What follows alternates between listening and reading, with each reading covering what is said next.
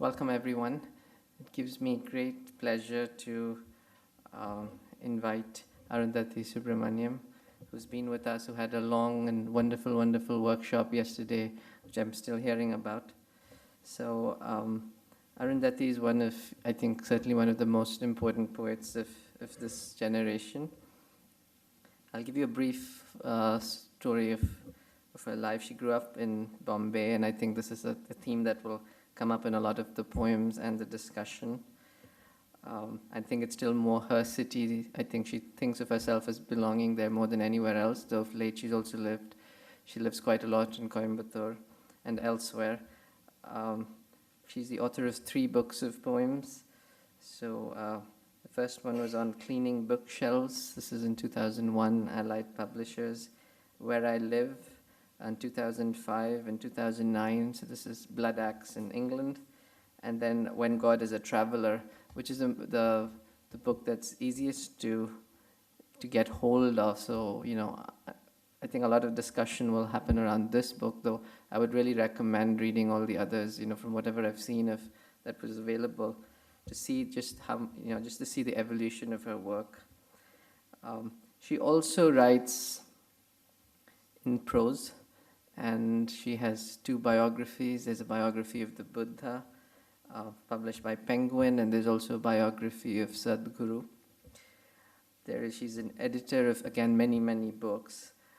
There's Pilgrim's India, Penguin. There's Contemporary Love Poems. This is Confronting Love, which is, again, with Jerry Pinto, who was here last year, Penguin. There's one Sahitya Academy publication of post-47 Indian English poetry, and there's a Bhakti collection of Bhakti poetry called Eating God. That's Penguin. So she's traveled very widely. I'll leave the usual places and talk about, West Africa and Turkey and Israel, and, translated into Hindi, Tamil, Italian, Spanish. Many awards. There's a Raza Award, and most recently the first Kushwant Singh Award, which is, I think, announced in the Jaipur Literary Festival. She also works in the NCPA. This is the National Centre for Performing Arts in Bombay. She heads the Indian classical dance. So this I only knew researching her, so I still don't know much about it. But I know she's collaborated with Alarme Valli and with many other, visual artists and dancers. So I think the poems will, of course, speak for themselves. So I welcome her too. Thank you, Nikhil, and thank you all for being here. I was telling Nikhil just before I walked in that it's always a difficult decision,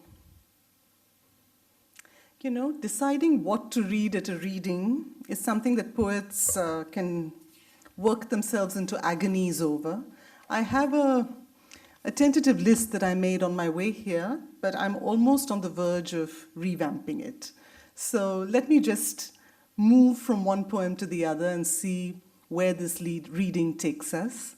I think at the close of it, Nikhil has very kindly agreed to moderate a discussion. I hope we can keep this as informal, as participatory as possible.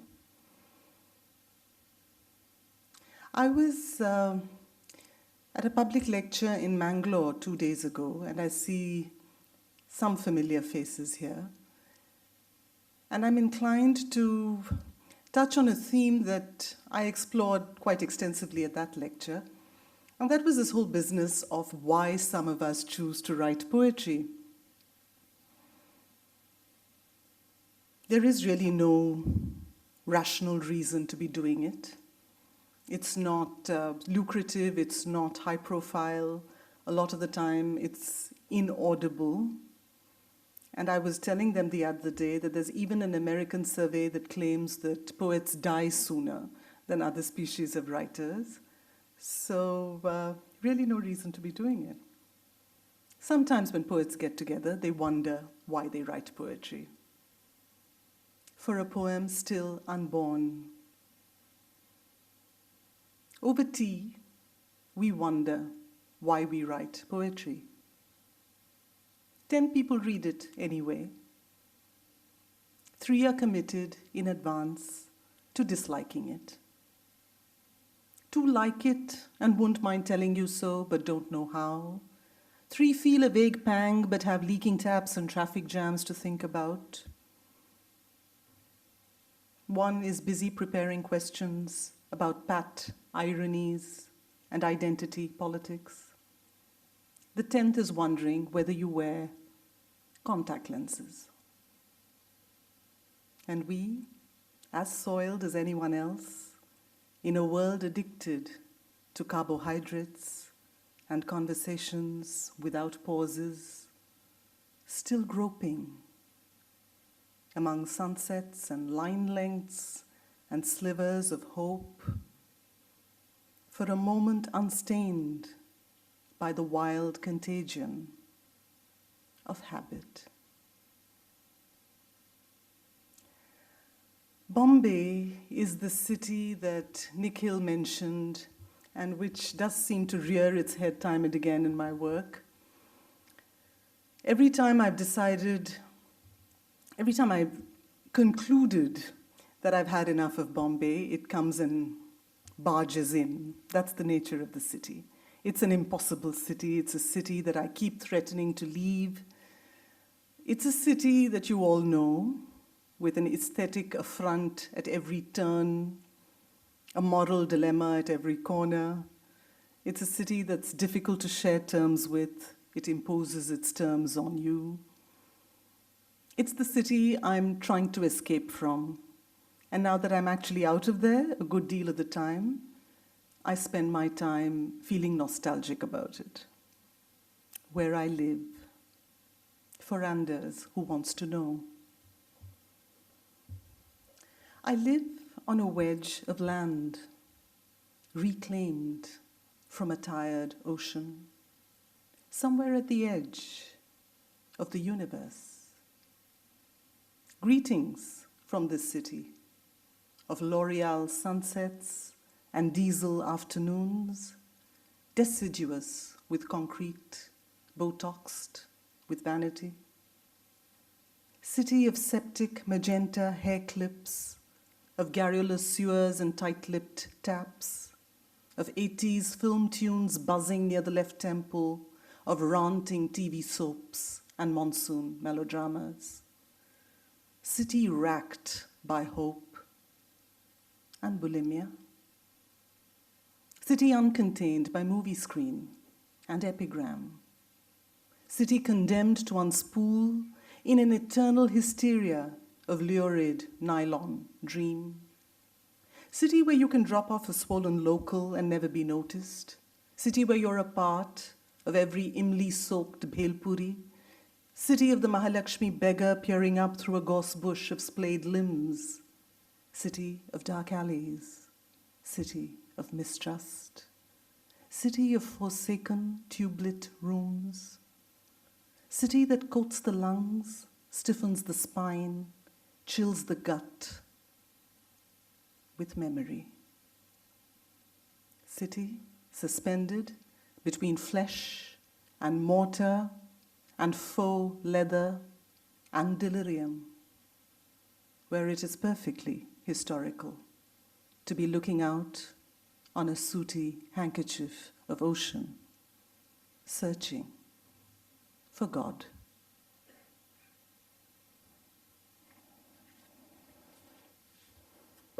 I'd like to move on to, these were poems from earlier books. These were poems from my second book, Where I Live. I'd like to move on to the most recent book, When God is a Traveler. And decision time. Okay.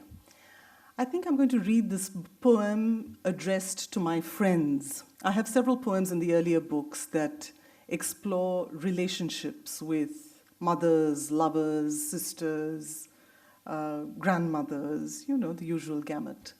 And it felt like it was time to talk about a very important tribe, people with whom one feels a very deep sense of kinship, actually, another family, which is my friends. This is supposed to be an affectionate tribute to my friends, but it may not sound that way. but it's intended to be there. I think many of us have relationships of exasperated affection with our friends, and I'm fully prepared for my friends to be writing similar poems to me. My friends. They're sodden, the lot of them. Leafy, with more than a whiff of damage. Mottled with history, dark with grime. God knows I've wanted them different, less preoccupied, more jaunty, less handled with care, more airbrushed, less prone to impossible dreams, less perishable, a little more willing to soak in the sun. They don't measure up. They're unpunctual. They turn suddenly tuberous, but they matter. For their crooked smiles, their endless distractions, their sudden pauses. Signs that they know how green stems twist and thicken as they vanish into the dark, making their way through their own sticky, vernacular tissues of mud, improvising, blundering, improvising.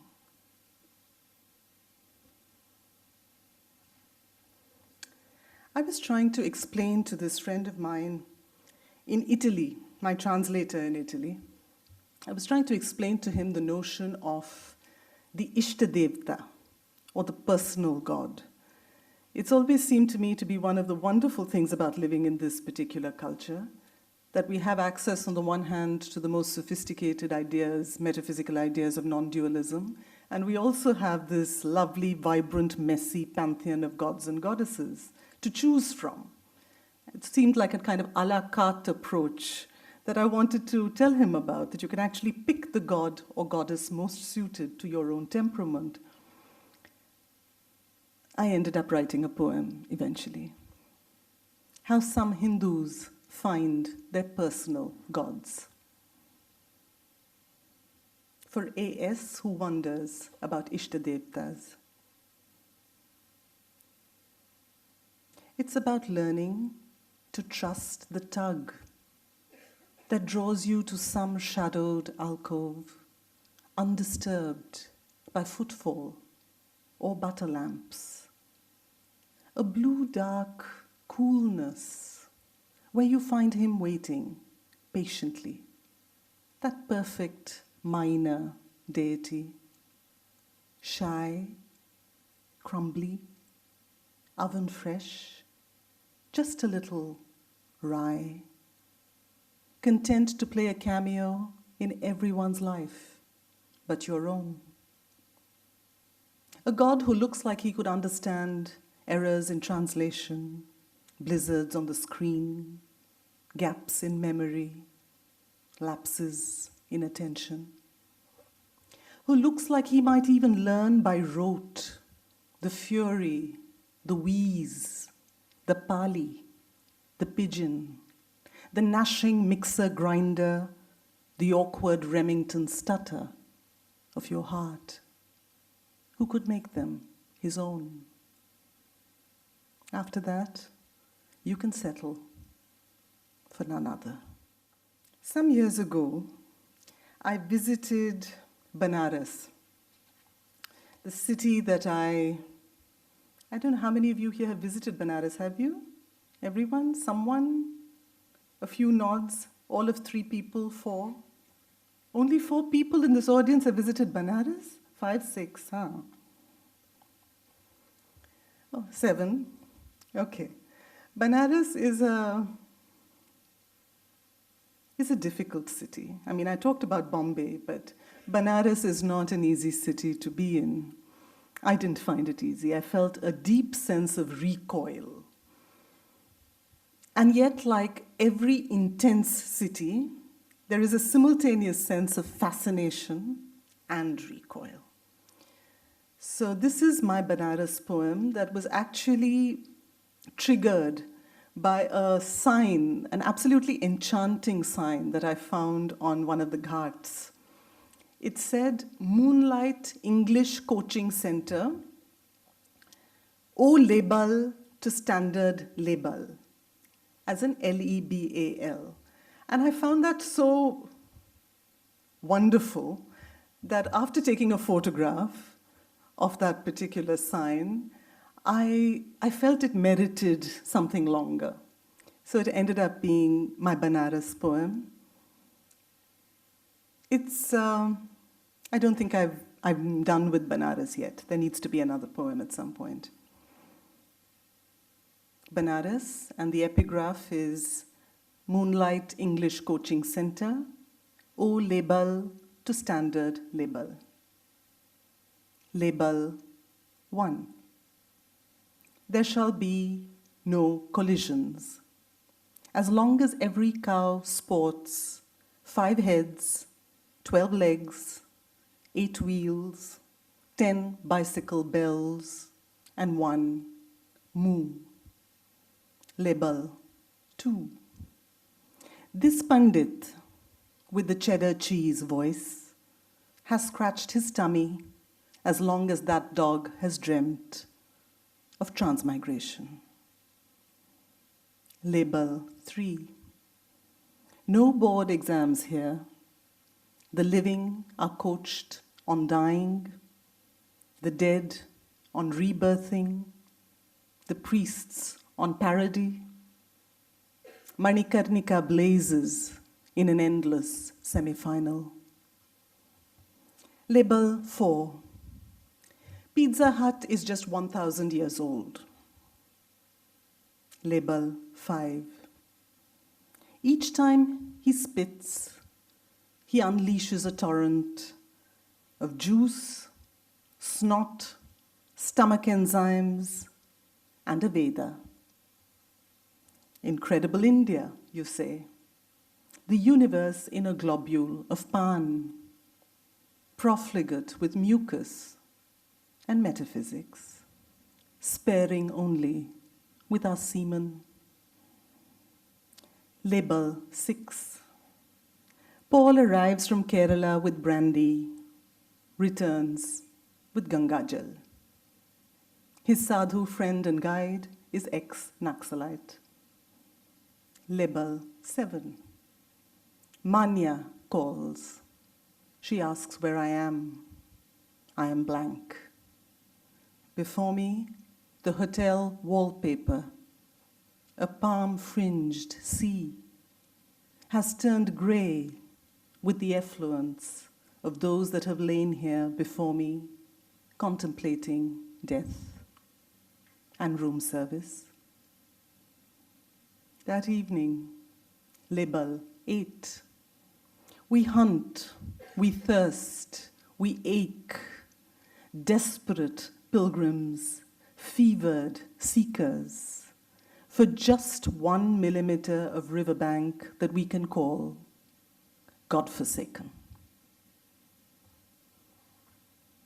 Okay, I need a little more energy from the audience, a smile sometimes, just a glimmer. That would be nice. Thank you. Okay, is there a particular kind of poem you need, you want? Are we okay for tone? There are lots of some people here from the workshop yesterday.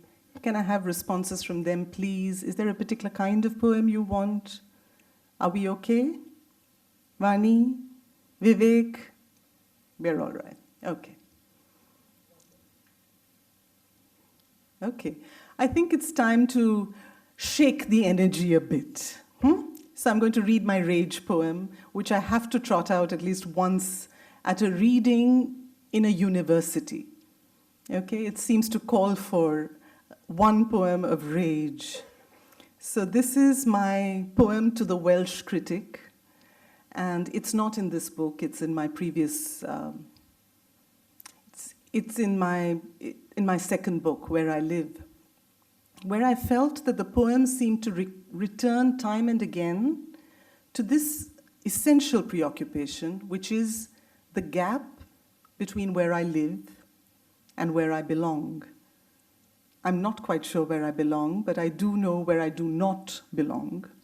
So the poems seemed to come back to that time and again on many levels. One level was cultural.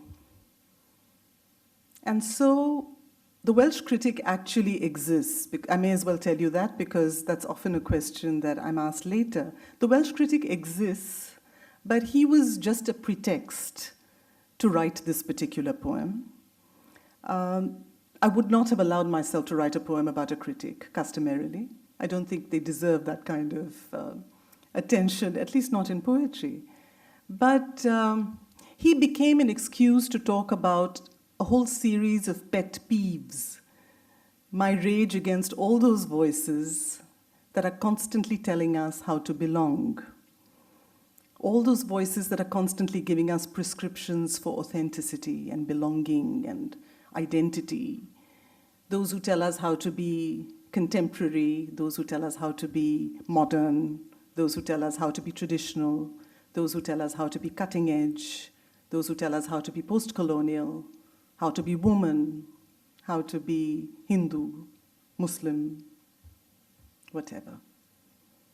So these are voices, of course, from cultural establishments everywhere, not necessarily Welsh, overseas, but also, as we know, very much part of our own culture as well. To the Welsh critic who doesn't find me identifiably Indian, you believe you know me, wide-eyed, Inglit type, from a sun-scalded colony, reading my Keats, or is it yours? While my country detonates on your television screen. You imagine you've cracked my deepest fantasy. Oh, to be in an Edwardian vicarage, living out my dharma with every sip of dandelion tea and dreams of the weekend jumble sale. You may have a point. I know nothing about silly mid-offs. I stammer through my Tamil, and I long for a nirvana that is hermetic, odor-free, bottled in Switzerland, money back guaranteed. This business about language, how much of it is mine, how much yours, how much from the mind, how much from the gut, how much is too little, how much too much, how much from the salon, how much from the slum, how I say verisimilitude, how I say brihadaranyaka, how I say varaparam, it's all yours to measure. The pathology of my breath, the halitosis of gender, my homogenized plosives about as rustic as a mouth-freshened global village, arbiter of identity, remake me as you will. Write me a new alphabet of danger, a new patois to match the chola bronze of my skin. Teach me how to come of age in a literature you've bark-scratched into scripture. Smear my consonants with cow dung and turmeric and godhuli. Pity me, sweating, rancid, on the other side of the counter. Stamp my papers. Lease me a new anxiety. Grant me a visa to the country of my birth. Teach me how to belong, the way you do, on every page of world history. You need a mellow poem after that. Let me find a mellow poem. There are several, I assure you. Once in a while, one needs to rant. But if I were to ask myself, there seems to sometimes be an increasing pressure on poets to prove their political credentials. So there are times I ask myself, if there weren't Welsh critics and their ilk around, who and what would I like to be writing for? Who would I be a spokesperson for? I think I finally found my constituency. I speak for those with orange lunchboxes. I speak for those with orange lunchboxes who play third tree in an orchard of 8 in the annual school play, who aren't head girls, games captains, class monitors, who watch other girls fight for the seesaw from the far wall across the sandpit, who remember everyone's lines but their own, who pelt after the school bus, their mother's breakfasts still lurching in their gut, who still believe there'll be exams one day that they'll be ready for, those with orange lunchboxes. I speak for them. Okay, I'm torn between the kind of poem that I'm trying to read the kind of poem that, there is a particular kind of poem one reads at readings, and there are some poems that you don't as often. But I'm going to trust you as an audience and also read the kind of poem that matters to me, that also needs to be read. And I'll move on, I promise you, after that, to lighter poems. But for me, this particular cycle of poems is crucial to this particular book. It's a cycle of poems addressed to Shakuntala, and it took me a long time to write those poems. On the page, I think you'll agree that they are, in fact, the pivot of the book, but it's not always easy to read them. I'm going to read about 3 or 4 or 5 very short sections of an 8-part cycle. It was the year 2003, and I was in this hotel room in Guwahati, and I remember suddenly being assailed by the story of Shakuntala. I think this is the quality that myths have, that they suddenly, you don't even realize that you've internalized them as deeply as you have, but suddenly they can surface and quite derail your life, as Shakuntala did mine. Many years later, in 2010, when I found that Shakuntala was still with me, I decided to sit down and try and make my peace with her. And that unfolded into an 8-part cycle. I just want to say this, that at the start of the poems, I saw Shakuntala as really a recipe for disaster. Conflicted, fragmented, a bit schizophrenic, never quite in one place or the other. You know, I suspect that if she had moved to the court and continued her life with Dushyanta, her husband, I suspect she'd have yearned to be back with Kanva Maharishi. And if she continued in the forest, well, we know what happened to her when she did. I saw her as a character with no real sense of agency, perpetually split between one world and another, never quite knowing where she belongs, earth or sky, or whether split on many levels, nature, culture, flesh, spirit, split on so many, many levels. And it seemed like she was genetically programmed to be a mess, because her father was a rishi, a sage, and her mother was an apsara. So with that kind of mixed parentage, you have to be a bit of a calamity.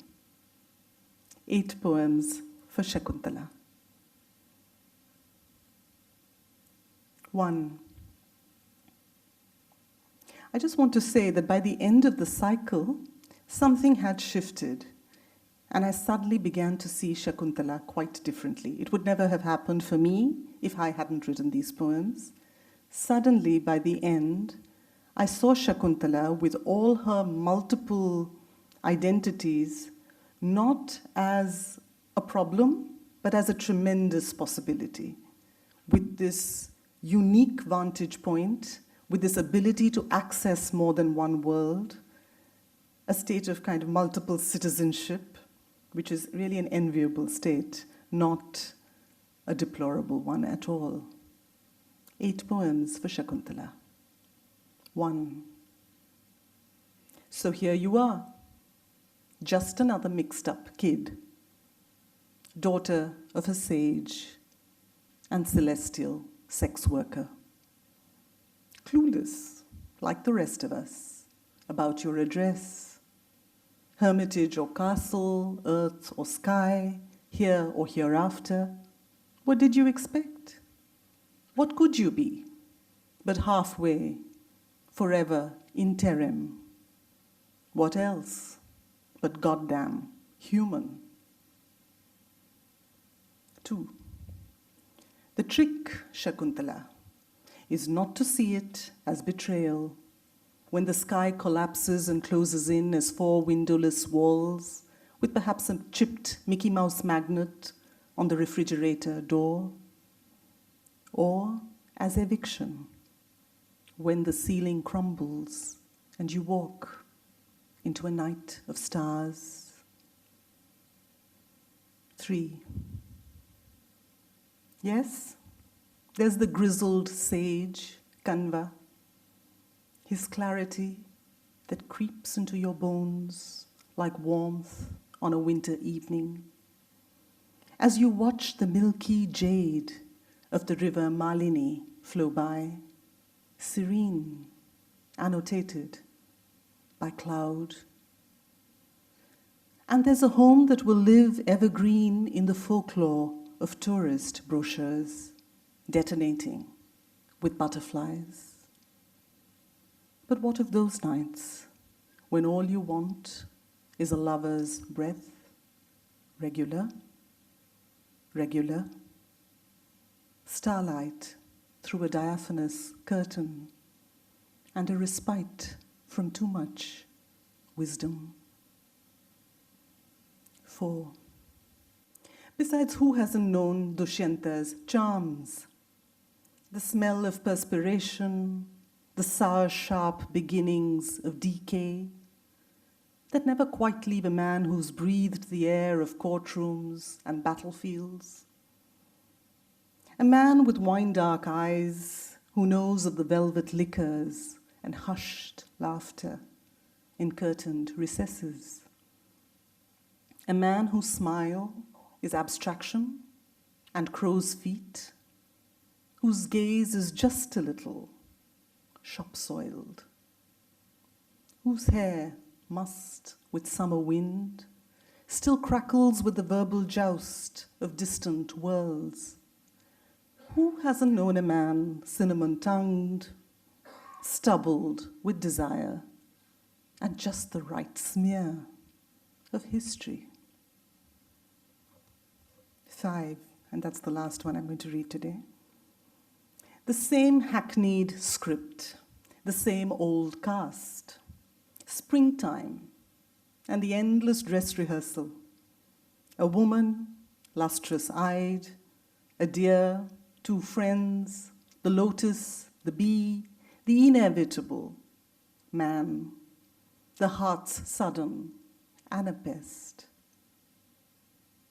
Nothing original, but the hope of something new between parted lips.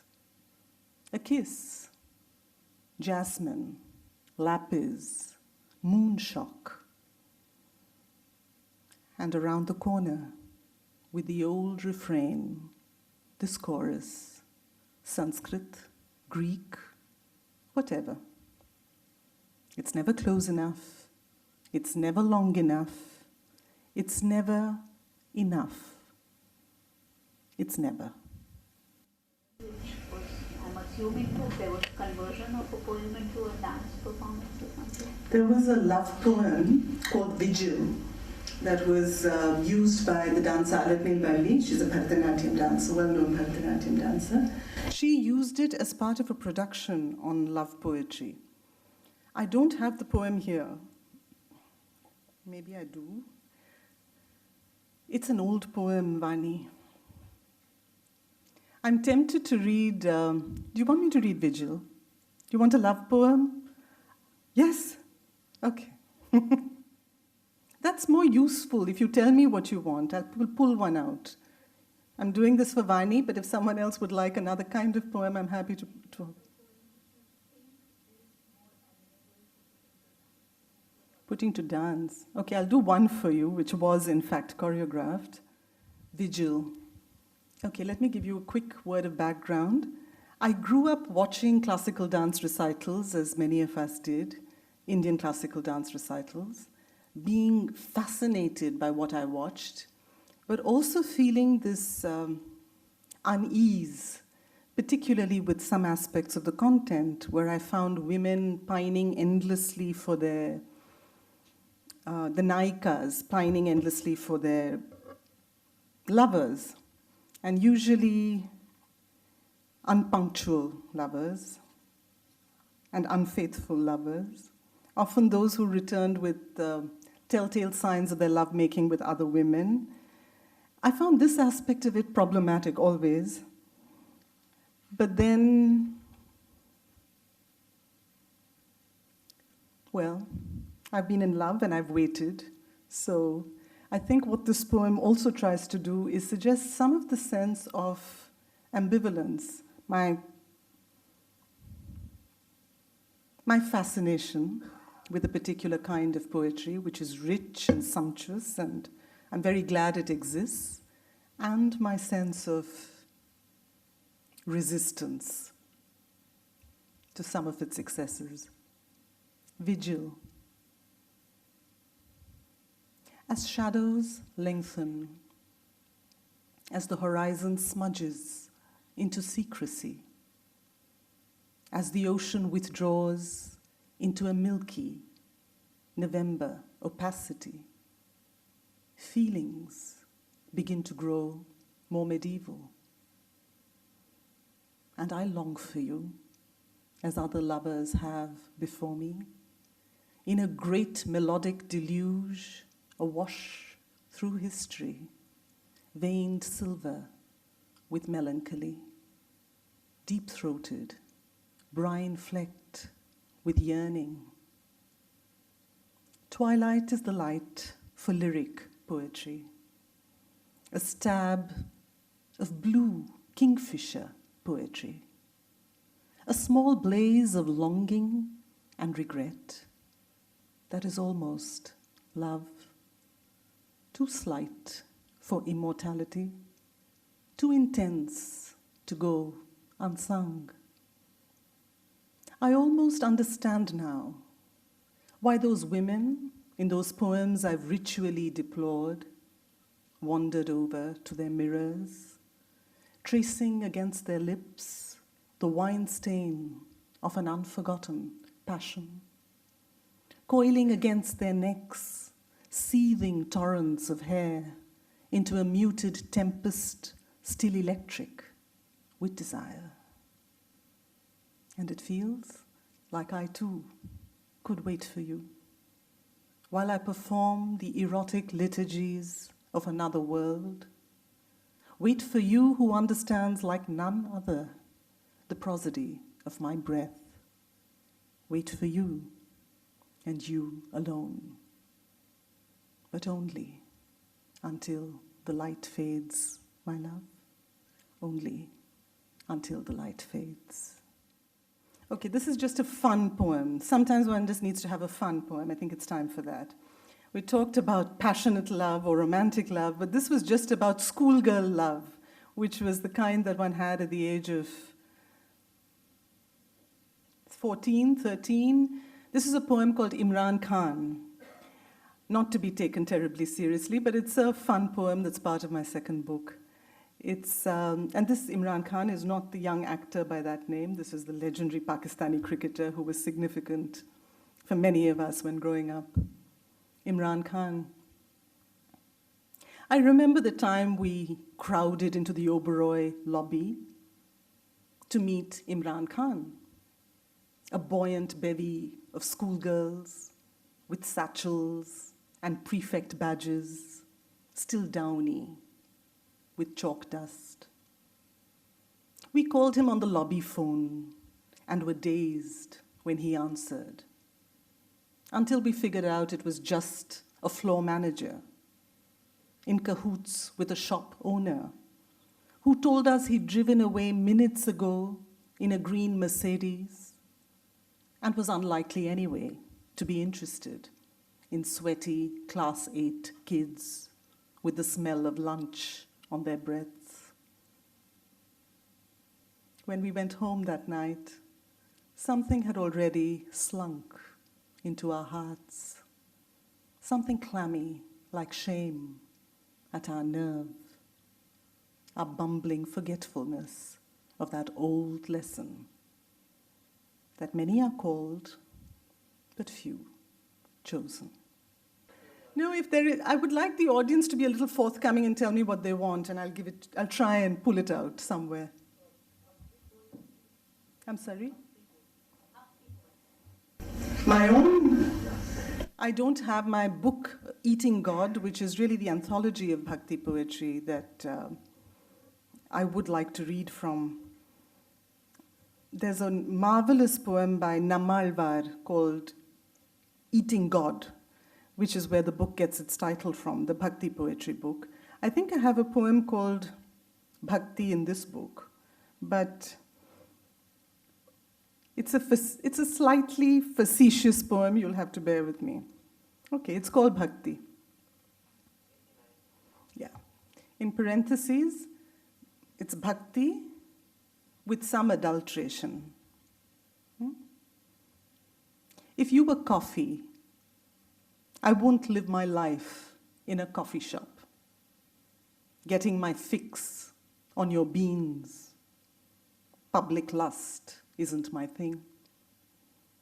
Allow me some deluxe delusions. Allow me to uncork you in the middle of days that rattle like Coke cans, blow through alleys like old Sunday tabloids, so I can steal a whiff,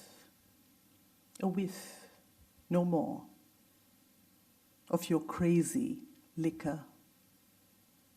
Decant into my hip flask, settle down in my pocket, stay illicit. I would actually like to read that title poem to you because it is in some ways the most important poem of the book, and it is in a sense a poem that could never have been written if it wasn't for this whole heritage of Bhakti poetry to which we are heir. So I will read that, and then Nikhil can come up and maybe we can intersperse our conversation with a poem or two. When God is a traveler,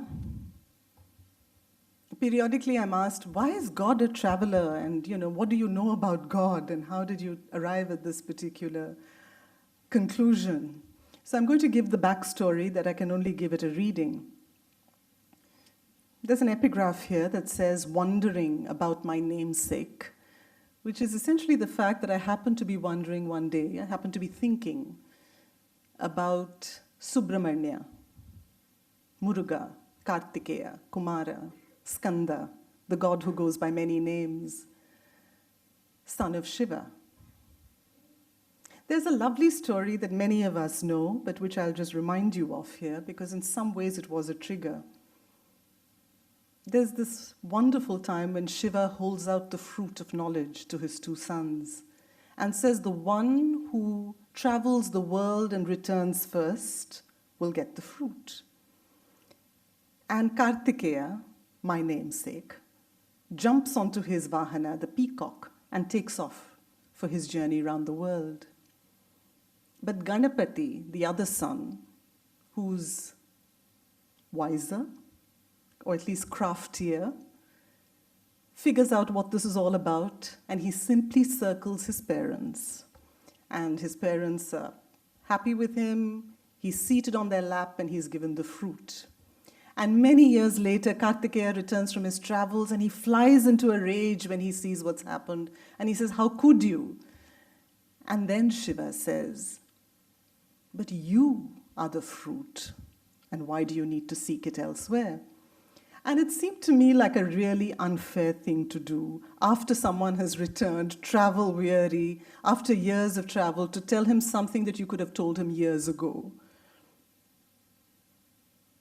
But then perhaps, and I was struck by the fact that perhaps Kartikeya wouldn't have heard him before that. In some way, he needed to make that journey. And then this poem happened. When God is a traveler, wondering about Kartikeya, Muruga, Subramanya, my namesake. Trust the God, back from his travels, his voice whole grain and chamomile, his wisdom neem, his peacock sweaty plumed, drowsing in the shadows. Trust him who sits wordless on park benches, listening to the cries of children fading into the dusk, his gaze emptied of vagrancy, his heart of ownership. Trust him who has seen enough. Revolutions, promises, the desperate light of shopping malls, hospital rooms, manifestos, theologies, the iron taste of blood, the great craters in the middle of love. Trust him who no longer begrudges his brother his prize, his parents their partisanship. Trust him whose race is run, whose journey remains, who stands fluid-stemmed, knowing he is the tree that bears fruit, festive, with sun. Trust him who recognizes you, abundant, auspicious, battle-scarred, alive, and knows from where you come.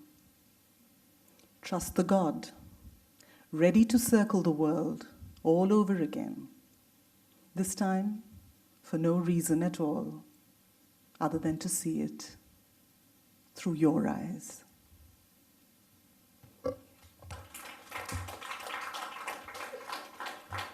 Thank you. Hello. So thank you so much for that. It always seems such a diminishment after a poetry reading to have to ask questions. Okay, but I will do it. You don't have to, Nikhil. We can we can pause. Yeah. Honestly, We should. I'm quite happy to pause. I say this in class often, actually. Pause doesn't mean people have switched off, right? Not at all. So we'll all meditate. No, you don't even have to do that. We can just pause for a moment. It's quite nice to be quiet for a moment. I'm sorry if you felt people weren't there. No, they were there. Okay, sorry. And also there has to be room for fumbling responses rather than terribly well-articulated questions, because that's what a conversation after a reading has to be about, because we're not talking about certainties that we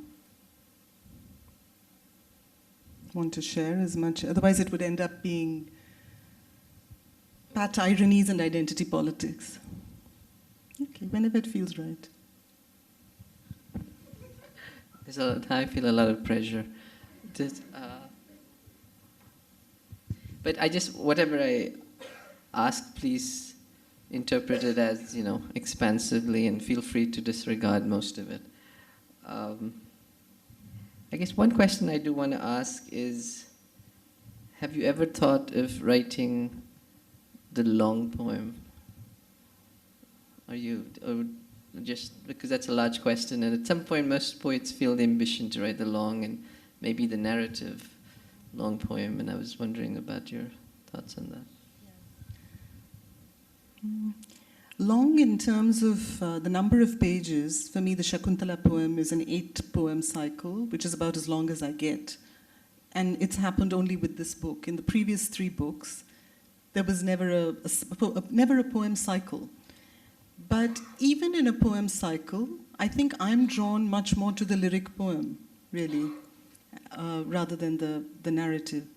And the possibilities of a lyric poem seem to me quite endless and still so unexplored. I feel there is still so much to do with the lyric poem that I haven't done. I'm not quite sure I have time to explore another form, really, to explore length for this in terms of a narrative. There are hints of narrative always, but now, in fact, I think when I compare it to my first book, I think the poems are growing even less narrative than before. So no, I don't think I will. No. In many ways, I've also, it might have to do with the fact that I don't feel terribly called to write fiction either. Prose to some degree, but I think in my whole hierarchy of self-definition, it's always been, as someone who practices poetry as the most important self-definition, at least for a long time. And I'm happiest being around poems. So for many years, I actually took a bit of a fast from fiction. I appointed friends to read novels for me. And if they absolutely recommended a novel at the end of the year, if they said this is one novel that has to be read, I would read it. But that was a way of simplifying my life. And it didn't make it feel terribly impoverished either. The other question,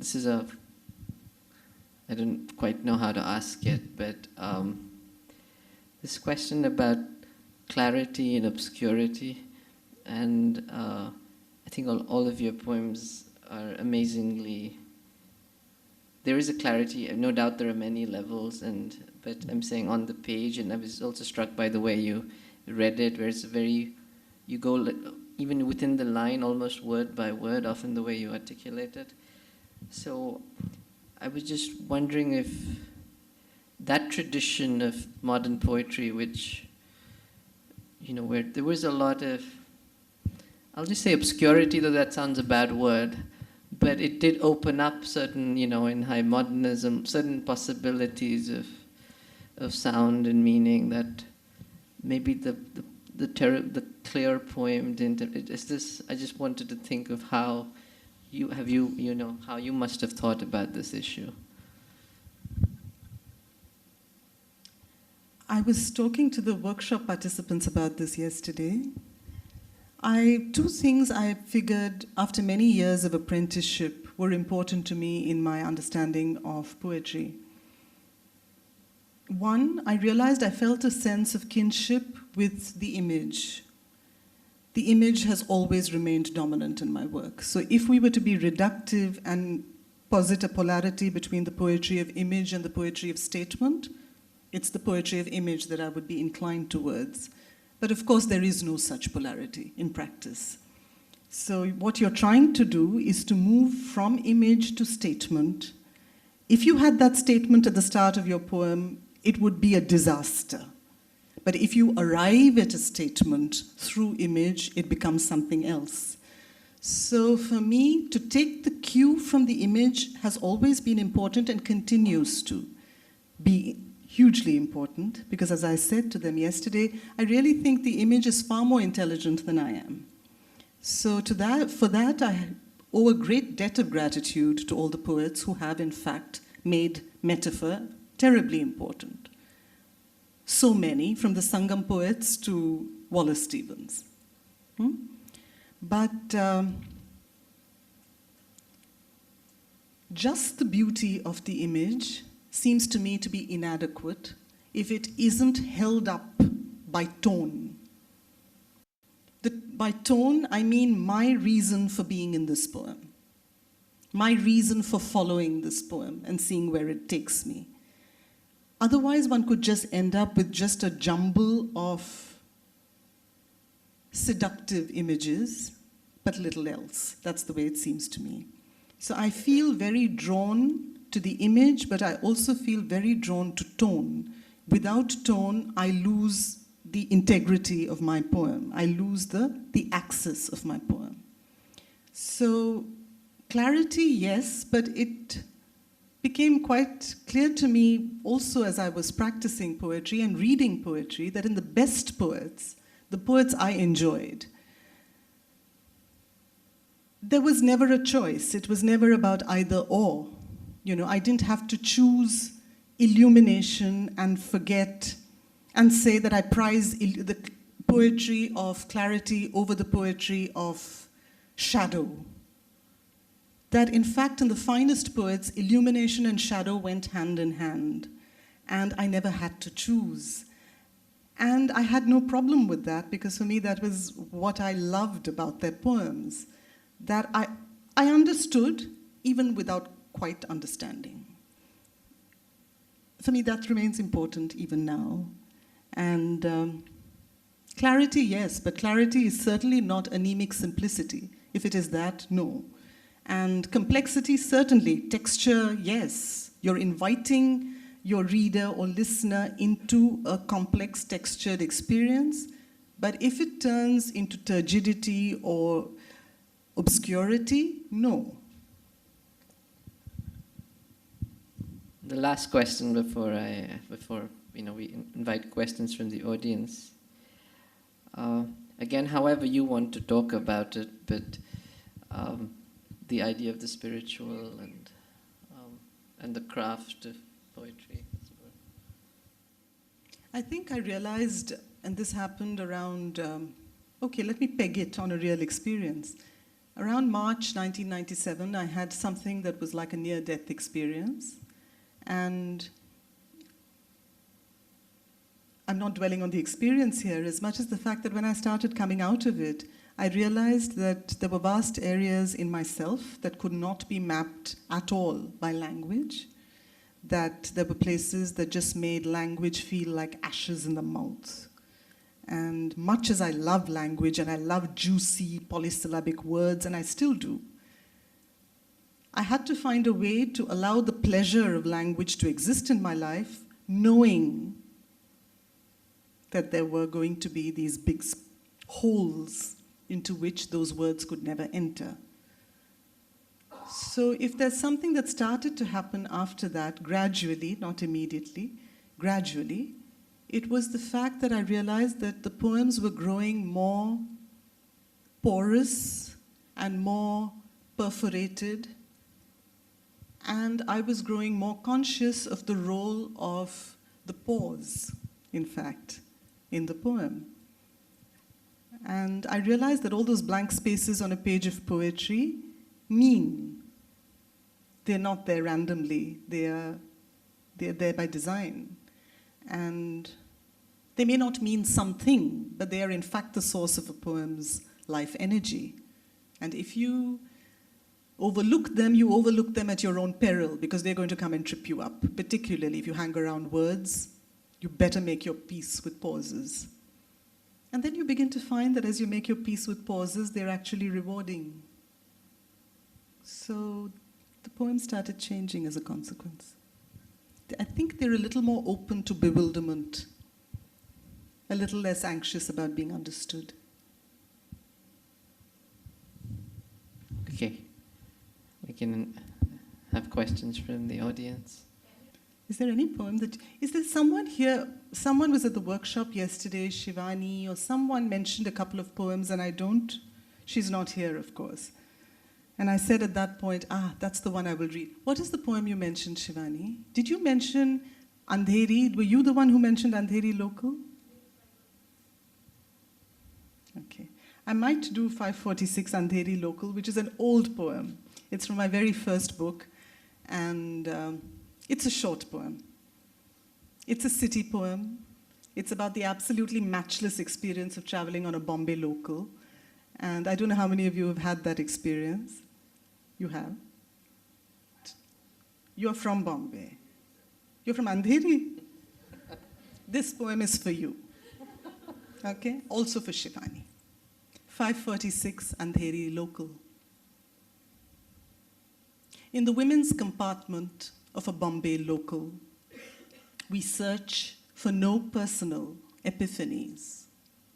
Like metal, licked by relentless acetylene, we are welded. Dreams, disasters, germs, destinies, flesh and organza, odors and ovaries, 1,000-limbed, million-tongued, multi-spoused Kali on wheels. When I descend, I could choose to dice carrots or a lover. I postpone the latter. The Rage poem is addressed to a person outside India who creates images of India and things like that.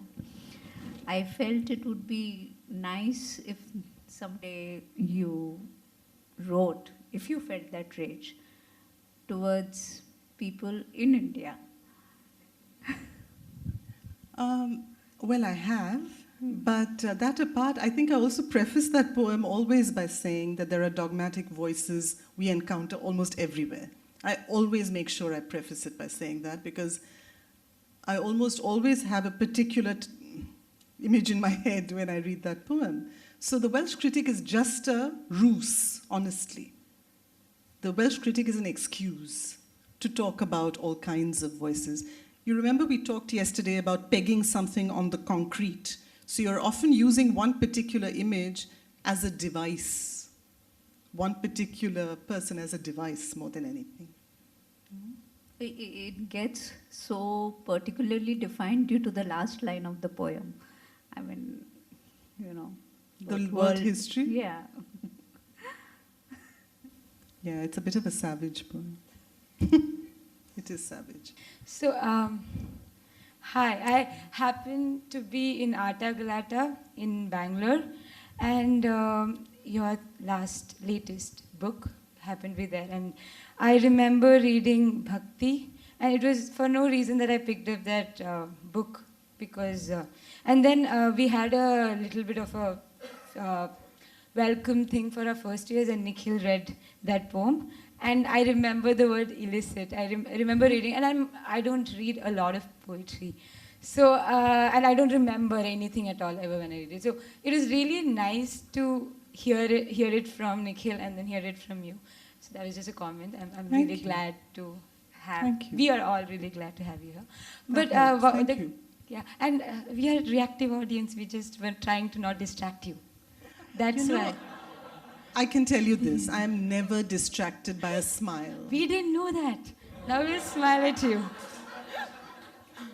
But This looked like such a solemn audience, but the only thing not. I went by was my feel about it, which was, I felt there was no hostile sort of energy coming here. I felt at home, and I continued, but it was very solemn. we are not. We're very funny. Okay. And then my question was, what do you feel about using the word whatever in your poems? Because, no, it's not funny, very seriously. No, it's a good question. I really It's a want very to good know. question. I really want to know what you think. Yeah. And the mic might come back to me. So, for now. Yeah. No, so let me answer it very quickly. I would never use the word whatever if it wasn't preceded by Sanskrit and Greek.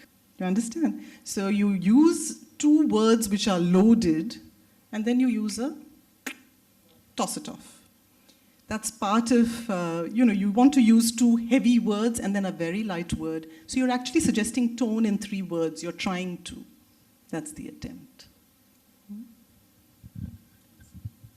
Yeah. Yeah, Amala.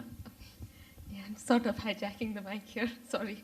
So, since I'm allowed to ask unintelligent questions, how do you really feel about, clear articulation? Is that something that you arrived at through a lot of your writing, or is that something you've always had? Because I think a large part of speaking in public spaces for a lot of, at least for me, is about being apologetic and a lot of disclaimers before I begin. So how do you have that poise when you start articulating, is it just about bringing your work, or is there a lot more? Yoga.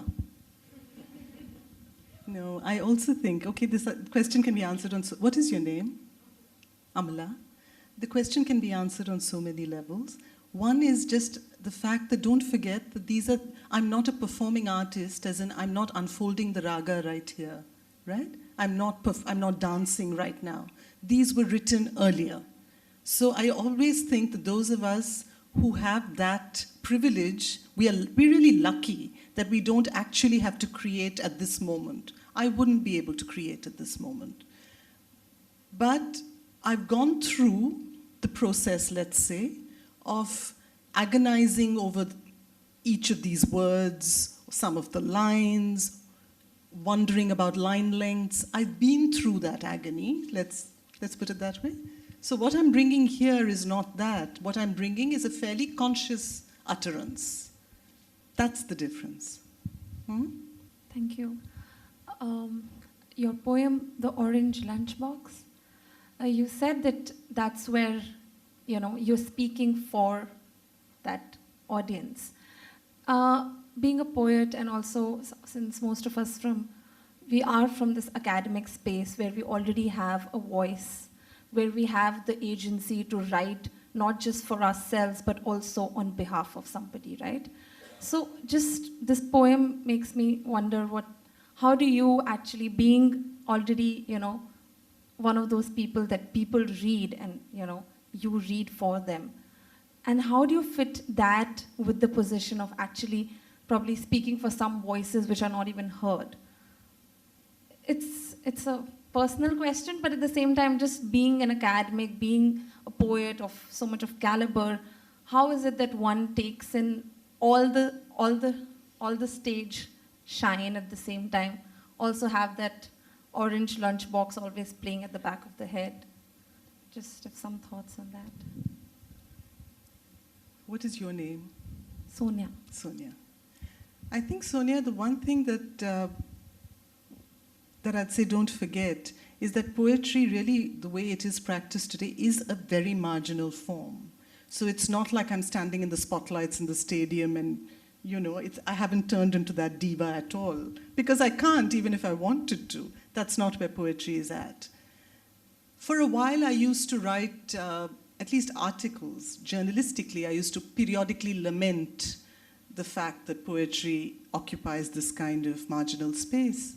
But much more recently, I'll say in the past, 8 to 10 years, I've actually begun to see that state of marginality as a tremendous advantage, as a position, in fact, of strength. It gives you the license to take your time over your work, not put it out there until you're ready. It gives you the time to be completely in the shadows for as long as you want. It gives you the license to be anonymous. It gives you also the license to realize and to enjoy your inconsequentiality.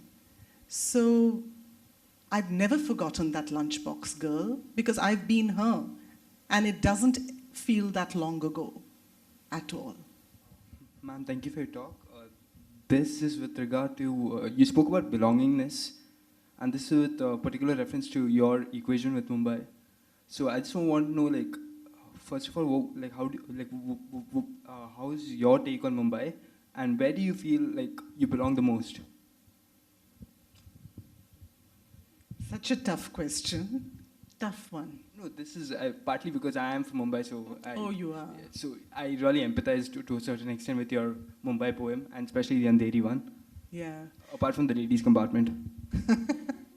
I've got a poem called I Live on a Road, which I'll share with you later, which is even more specific. It's Versova. Does that ring a bell? Are you anywhere in the vicinity? Okay. Okay. I think any relationship of intimacy is one of ambivalence, right? Has to be. When you love something very deeply, you also have feelings. Any intense, extreme emotion can be interpreted as love, and sometimes can be interpreted as, yes, or whatever, dislike, if nothing else, active dislike, even moments of loathing, right? But I don't think it's possible to write a rage poem for anything or anyone if there wasn't love. There wasn't really a bedrock of love somewhere, yeah? So some of these feelings that, might seem terribly contrary are quite umbilically linked. If you spend long enough with them, you see that too. Where do I belong? I sometimes feel I belong I'm often between places rather than in any one. So the fact that I'm here, but I have access to two other worlds, makes me feel very happy to be here. You know that feeling, yeah? No, I think it's absolutely, it's a crazy city, there's no doubt about it. But then I also discover when I write other poems, for instance, it just strikes me now, I read a Banaras poem to you. Yeah, that also fills me with all kinds of mixed feelings, doesn't it? So I think different places pose their own challenges, don't they? Hi. So apart from what you said about the pauses, and I mean my question to you was, from the time that you start, like from your publishing of all the 3 books that was mentioned, I mean from your first to your about where I It's live. actually 4 books, sorry. 4. This is the 4th, yeah. Okay. So your journey through them, like very personally, I mean, apart from what you said about the craft of the poem, like not that, like the fact that I mean, suddenly they became more spaced out, and over time that happens. But for you as a person, like, how did you feel yourself growing through your poems? Did it become from personal to outside? I mean, did your perspective keep changing? Like, were your beginning poems just about yourself and about people around you? And, did that journey happen for you? I have a poem in this most recent book called Confession. And the paradox is everyone believes that you start by writing very personal poems and then you move on to grand subjects. It took me a while to realize that I had, in fact, never allowed myself, I would never have allowed myself to write a poem called Confession in my first book. It would never have been possible.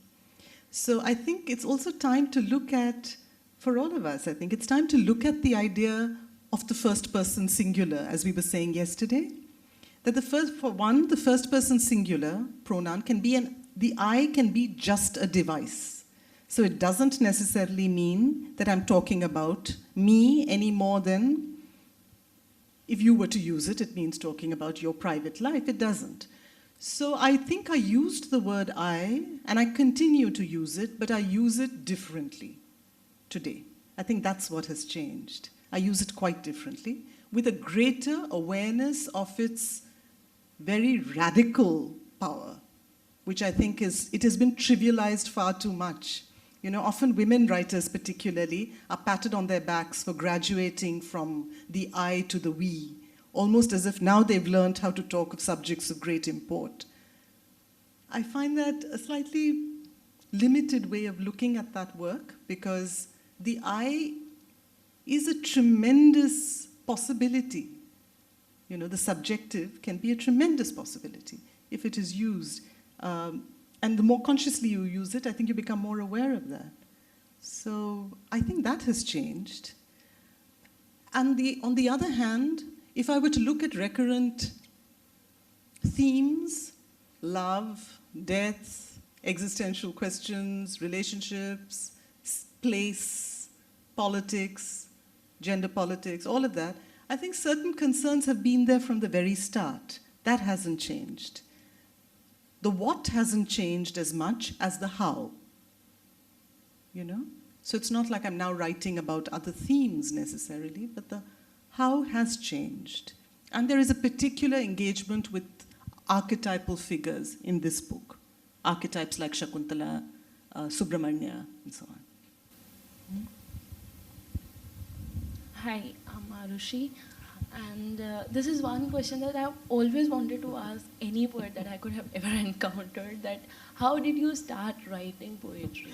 Like, when was it and how did it happen? How did poetry happen? Because I started very late as per my peers. So I started like after my school in graduation, undergraduation. So I've always been intrigued by the fact that how poets, like the poets who get recognized in the world, so how do they start and how does poetry happen to them? What's their relation to this particular form of writing? it's very close to me, so I always wondered how you people feel about it. No, I think it's a good thing that you started as late as you did. I don't think there's anything particularly significant about starting early. I did. But that just means I had a lot of trashy poems that deserved to be thrown away, which I did. So it's, yes, I started very early. I was telling this group yesterday that at 3, I remember kind of this sense of wonder about being around poems, just hearing poems, nursery rhymes, nonsense verse, limericks, but this great sense of wonder. And just the idea of patterning language in a certain way, that excited me. And that hasn't changed. It's just that I read more, I learned a language a little more, I got to know it a little better. And I just read at whim at one point, and sometimes I read in a more focused way. But that's all that's happened in the interim. The sense of wonder is still the reason why I hang around poems, as a reader and as a writer. Actually, fundamentally that, Arushi. In between, I thought many other things which are not unimportant. Self-expression, self-assertion, making a point, many things. Those were the ways in which I described poetry at different points in my life. But very fundamentally, it is this. It is the shortest, poetry for me is the shortest, the most direct, the most pleasurable verbal route to myself that I know. That's how it was, that's how it is. Some poems that I've written have been reasonably good and some haven't. Some I've thrown away. But that doesn't matter. The reason I hang around poems is for this reason. Hello, I'm Dennis, and I have 2 questions. The first one is, what's your process of having an idea, writing it, and letting another person lead it as a poem? So, what transpires you? You write a poem, and then someone's read it. My second question is about, you said about critics. I love being a critic. So, how does it feel when you read a poem and you feel, wow, this poetry wrote a good poem than mine? Or perhaps the poem itself is so substandard to what I write. Does that make you feel a great poet when you write a good poem than the other poet, or when you write a poem and you feel, I did nothing here? How does that make you feel? Dennis, I'm not sure I've completely understood that. How does it make me feel when I write a good poem, and how does it make me feel when I write a bad one? Compared to another poet. Compared to another poet? Sure. I think one goes through, particularly in the stage of apprenticeship that I talked about, you try a lot to write like those you admire and often end up sounding like those you dislike. That happens a lot. So I always say there are 3 stages, and I've been through them all. One is the stage of séance, when other voices speak through you, unsought voices. You never wanted them to be there, but they're speaking, and you're really alarmed at that. The second stage is what I call the stage of ventriloquism, when someone else is writing the poem that you feel actually belongs to you, and you can writhe in envy when that happens. And the third is a kind of laryngitis, where you have no voice at all. So I've been through all of them, and maybe I'm not over them yet, but I do think that there does come a time, there does, when you begin to hear a voice with a particular timbre that you recognize as your own. It does happen. And when that happens, it's based on this. You may not write the greatest poem of the year. You may not write the poem that you believe is the best that's possible. You're still working at it. But this you do know. No one else can be you. Absolutely no one else can be you. I'm pausing there because it was for me a huge discovery, a huge coming to terms with that idea, with even that notion. It's easy to say, but to realize that actually all the role models were people whose work you admired, you read them, you warmed your hands at that campfire, but it was time to move on as well. Simply because you also wanted to find out what it was to be you. I don't think this process of finding your voice can ever happen in isolation. It has to be part of a much deeper journey of growing into yourself. If it is part of that journey and you recognize it as part of that journey, you know that there are some days you will turn out an indifferent poem, and there are some days you will turn out a poem that makes even you feel, oh my God, where did that come from? That's good. That's lovely, you know. It's all right. Simply because however wonderful or however mediocre this poet is and this poet is, you cannot be her and she cannot be you. Does that at all answer it? Hello. Hope the coffee is still working. Actually, the way you put it just now, the 4 stages of being a poet, going through different voices and all, kind of set up a stage for what I wanted to ask always a poet. There have been instances, like, say, for example, you closely associate, I associate myself with, like, say, being a philosopher or being an academic or something. A kind of an identity that you associate yourself with. But at a particular point, you think, let me take a break and see how a photographer would see the particular moment, or how a filmmaker would see it, or how a theater person would see it. So it has been a quite recurrent thing that I take break from whatever I am right now, and I pause and see, let me try to think how a poet would experience this situation. Partly because I think or have learned to think that, like, in these different modes of seeing the world and experiencing the world, there is a different way of accessing a particular level of reality or a particular kind of reality that whatever identity that you associate yourself with wouldn't give an access to. Probably because of it's a training. I mean, like, the part I can kind of use the way you were talking, certain pauses you use. I mean, it was surprising for me that, like, most of the poems that you read are not like the sentences that we normally talk about, are not the sentences that we describe how beautiful the mountains is. The way of thinking about it or how to describe it is a different way of thinking about it. And probably that is a different way of having an access to reality. I mean, different mode of seeing at it. So does it ever happen to you that you switch from being a poet and say, okay, let me see how I'm just saying, I mean, whatever different modes you think about. And also, have you ever felt that, okay, probably this can never be accessed by poetry?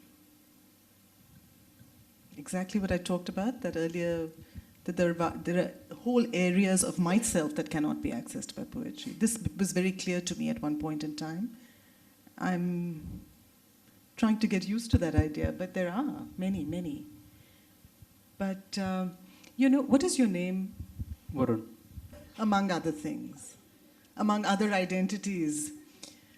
So if you're asking me whether I feel that I go around looking at the world as a poet, my answer to that, if I were to be honest, is no, I don't think so. I go around looking at the world like Arundhathi looks at the world, which is sometimes abstractedly, sometimes habitually, a lot of the time habitually, and sometimes in a way that startles me. That's how I would look at the world. So much of writing is really an attempt to dismantle these habitual ways of looking at the world. That's all we are trying to do in a poem. Sometimes I may start scratching a pen on paper in an effort to dismantle. And sometimes it is that moment of insight that makes me write. So both ways, it can happen in so many ways. I don't see myself as a poet any more than I think, even while you talked about your identity and your training, I see myself, I think you would agree, I see myself as someone who writes poems. I don't necessarily see myself as a poet.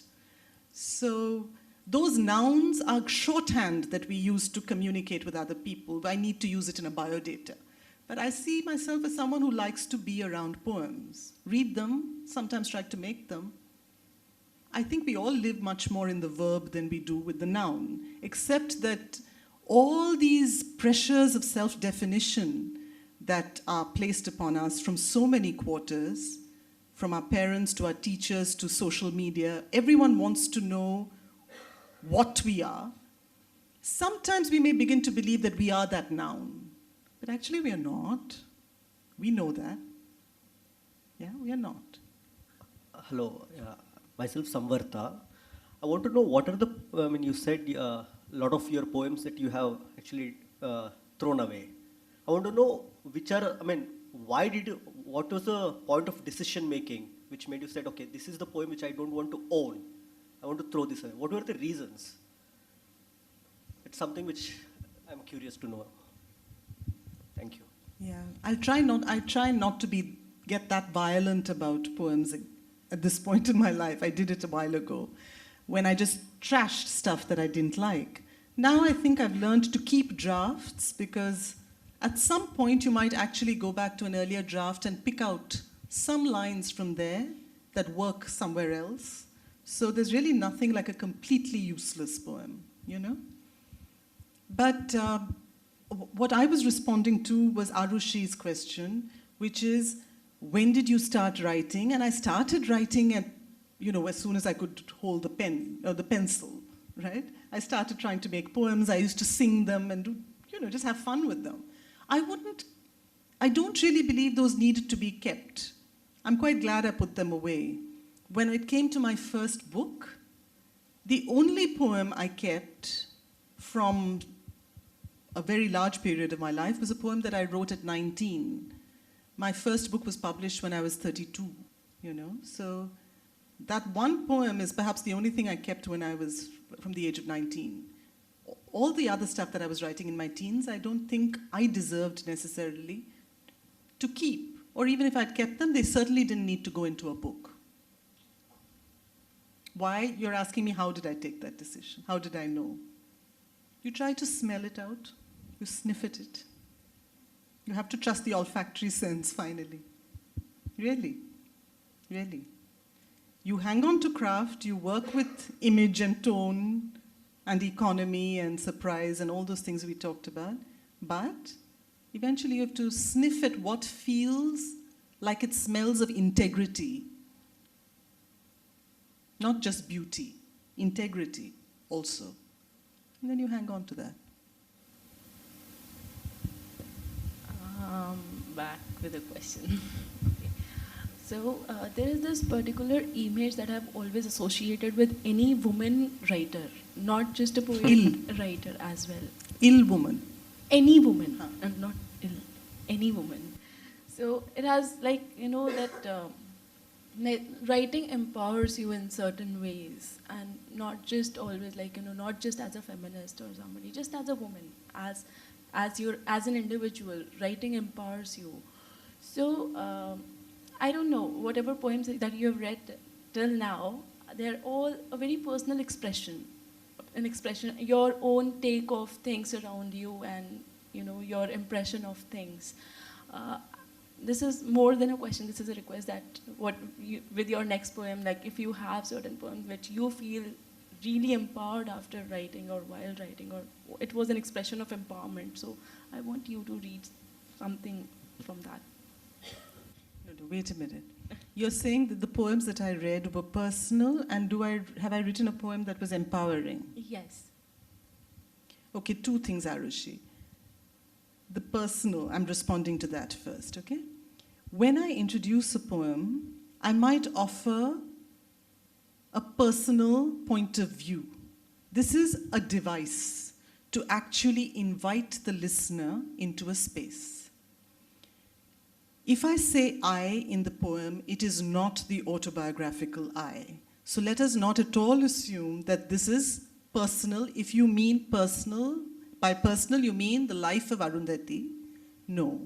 But, it's not about fact, but it is when I talked about tone, it is about a certain state of emotion. There is an emotional truth to each of these poems, which I would like to invite you into. Not fact, but certainly a certain kernel of emotional truth. So let's just, this thing about the personal, we need to use the word with some care, I think, only because we might end up feeling that something that if I were to say to you, I have a poem called Home, okay? The images in the poem are very deliberately domestic. But what the poem, to my mind, is saying in terms of an emotional truth could be something that could equally be rendered by using images of war. Now, if I were to read it to you as a war poem, you'd have said, she's written a poem about war. If I say it's about home, you'll say, it's about home. It's neither. Did you catch the emotional truth of that poem? That's the crucial thing, really, right? So this idea of the big theme and the little theme is something that I often try to guard people against looking for, because often the biggest themes are in the smallest and the most seemingly trivial detail. The biggest concerns are in the most trivial.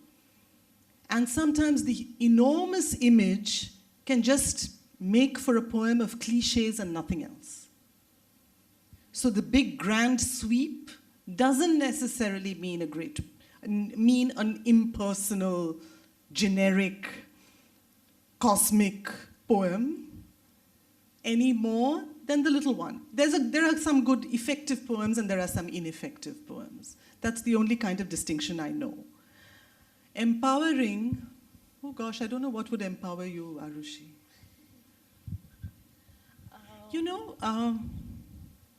I'd like you to just go away feeling that you've spent time and place in the presence of a certain pattern of word and pause that has felt worthwhile. That's empowering. To be in a presence itself is empowering. It's not a message. You don't have to take a message away from the reading, really, or from a poem. But I will be thinking about a possibly empowering poem somewhere. Hi, I'm Michael. I'm probably very remote from poetry as a reader and as a writer, but I'm a thinker, so I'm trying to think how it is to be a poet. And I'm wondering what is more important for you. Is it the process or is it the product? Or is it both? Or in which way, right? In one way it seems to be a spiritual exercise which helps you to come closer to yourself. So the product would just be a record of that, which you might as well throw away. But the important thing was the experience of going through this process of writing the poetry. Or you may be interested in a perfect product, which then stands out in public, where the process is only a means to arrive at that product. Mm-hmm. So you're trying to get into that perfect mode where these kind of products emerge.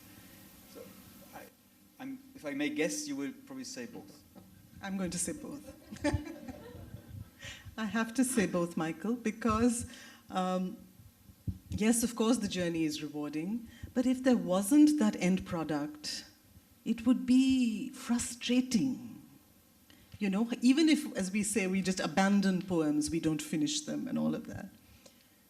You at least have to have one glorious abandonment, one glorious failure behind you, and then you move on. But you have to have that. So I feel, honestly, I'm saying this very honestly, that I'm very grateful to have done those 4 books. I'm glad I have them behind me, because I have changed in that journey, but I also have a certain record of those 4, of what has happened. I'm grateful for that record. It's a way of remembering. It's a way of reminding myself too. And then it is rewarding if it gives someone else some joy. In the workshop yesterday, you said one of the important things for a poet was to self-edit and keep self-editing. Keep the draft away, as you said, all that. And from the little that I have done, that is very important. Every time I look at any one little piece, there is something to be changed. Either there's a mistake or an improvement, whatever. So poetry is much more prone to self-editing. You've published both prose and poetry. And publishing involves an editor.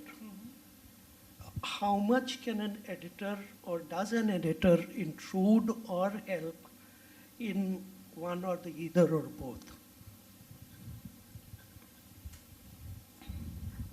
You know, sometimes if you find a really good editor, you can be so grateful. You know, I've been lucky to have a friend or two, practicing poets as well, who in the early stages of my writing were invaluable because they offered me informal editorial help. You know, so I felt that they were people I could trust because they had a certain understanding of language and form, but also because I felt that they were coming to it without too many agendas, that they were going to make an effort to get under the skin of this particular poem. They were not trying to write their own poem. They were trying to see what this poem was attempting to do. And they tried to refine that ability. Yeah? That's really been a friend or two. But if you're asking about the publisher, no. When it came to poetry, I have never had a publisher who's made any change in the poem or who has offered any change. My publisher in the UK is a man who publishes it. Blood Axe is a major poetry publisher in the UK, run by Neil Astley, who is in fact a practicing poet. But I found him hugely sensitive in the way he handles text, but no, there haven't been interventions. I'm not averse to interventions, but a great deal of rigor has gone into the poem before it was sent in manuscript form. So I'm quite alive to what the possibilities are of each of those words and how they can be construed. It hasn't happened. With prose, it's different. I've had editors, and I've had a couple, perhaps one, let me say, again, to whom I'm hugely grateful. He did not intervene in terms of correcting a sentence or tweaking a sentence. The way he intervened, which I found very useful for the book on the Buddha that I did, I remember, or say my introduction to Pilgrim's India, the anthology. I had a short introduction of a page and a half. And I remember him getting back to me saying, this just is asking to be unpacked, unpack it. And I was a bit annoyed with him at the time because I felt it stood. I started, and I said, I don't want to over-explain, but in fact, it was absolutely the right decision. And I think we both recognized it. So for that sort of really sensitive editorial intervention, I'm grateful. You know, I'm very, very grateful. So in one sense, poetry is your world. So you live with poetry of different kinds. So in this long journey, you must have read plenty of poets and poetries. Was it at any point of time a problem for you to avoid influences and retain your original voice? Because in Kannada, so we have this tradition and individual talent, the conflict. So many poets have very consciously attempted that they should not be subjected to other influences and they need to retain their original voice. And they made a very conscious decision that they should not write like the previous poets, even though they were great poets. So at any point of time, was it a challenge for you to really come out of those influences and retain the voice? Yes, I think when I talked about that whole process of growing, finding a voice that seemed in some way to have a timbre that was distinctively mine, I said it was preceded by really years of writing unconsciously and sometimes consciously, like those you admired. I certainly went through that. And I wrestled with it, I agonized, I went through all the pain associated with, it was not just the anxiety of influence, it was torment, right? I certainly went through that. But yes, how did one negotiate it?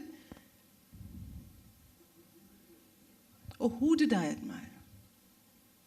Oh, I see. Everyone from, that's why I mentioned I tried to give a whole sweep from Sangam poetry, A.K. Ramanujan's translations of the Sangam poets, to Arun Kolatkar, from Basho to Wallace Stevens, from Denise Levertov to A.K. Ramanujan, everyone, just quite a motley array, but people whom I just felt I wanted to be around, Neruda, I just felt happy being around their poems. And then you find unconsciously influences, or what you think of as a particular construction that seems to come from there and it's not coming from you. So that chiseling went on for a long time. I still admire all of them. I'm kind of happy to read them even now.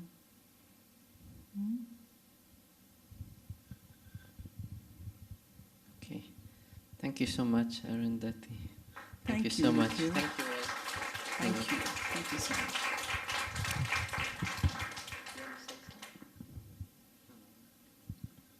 No, I don't.